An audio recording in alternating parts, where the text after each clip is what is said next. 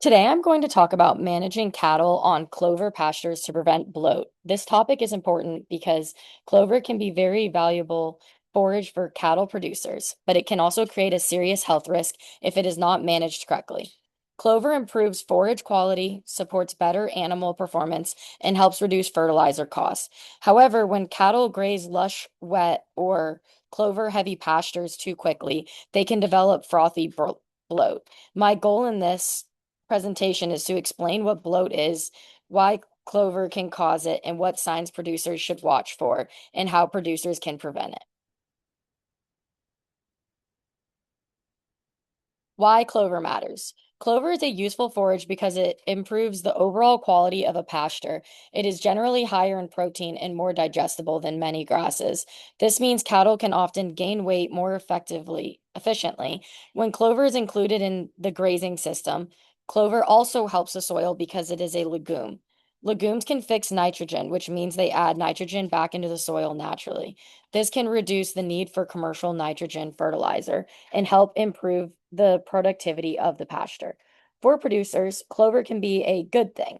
It can improve cattle performance and pasture health. The problem is not that clover is bad. The problem is that clover needs to be managed carefully, especially during times of rapid spring growth. What is bloat? Bloat is a condition where gas builds up in the rumen. The rumen is a large fermentation chamber in the cattle where forage is broken down. Normally, cattle release rumen gas by belching with frothy bloat. The gas becomes trapped in the foam inside the room. The rumen. This foam prevents the animal from belching normally as more gas is produced. The rumen expands and puts pressure on the animal's lungs and other organs. This is why bloat can become dangerous very quickly. A mild case can cause discomfort, but a severe case can be fatal. That is why prevention is much better than waiting until an animal is already bloated. When is risk highest?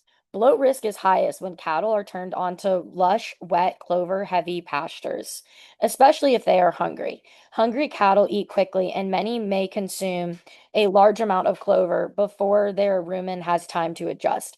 Wet forage also increases risk. Clover that is wet from dew, rain, or humid conditions can be more likely to contribute to foam formation in the rumen. Young, tender spring growth is also risky because it is highly digestible and ferments quickly. Another important factor is the amount of clover in a pasture. A pasture with some clover mixed into the grass is usually safer than a pasture that is dominated by clover. The more clover in the stand, the greater the risk of bloat. Signs producers should watch for. Producers should monitor cattle closely when they are first turned onto clover pastures. One of the most obvious signs of bloat is swelling on the upper left side of the animal. This happens because the rumen is located mostly on the left side. Other signs can include restlessness, discomfort, kicking at the belly, reduced grazing, labored breathing, or lying down. In severe cases, an animal may die suddenly if the pressure is not relieved. Because bloat can progress quickly, producers should not ignore early signs. If a producer sees severe swelling or breathing difficulty, that animal needs immediate attention. The best approach to prevent the problem is to prevent it before it reaches the point.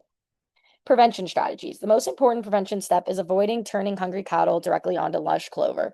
Cattle should be fed dry hay before turnout so they are not entering the pasture on an empty rumen. This slows the intake and lowers the chance that they will overconsume clover. Producers should also introduce cattle gradually instead of giving full access right away. Cattle can be allowed to graze for shorter periods at first or be moved onto grass dominant pastures before going to clover rich areas. It is also helpful to avoid grazing clover when it is wet or from dew or rain. Keep clover mixing with grass is another key strategy. The goal is to use clover as a part of a balanced pasture and not completely dominate the the pasture. The main message is that clover is a valuable forage, but it must be managed carefully. Producers should not avoid clover completely because it improves forage quality, helps cattle perform and benefits the soil. However, producers need to understand the risk of frothy bloat. The highest risk situation is hungry cattle grazing lush, wet, clover heavy pastures. Thank you so much for listening to my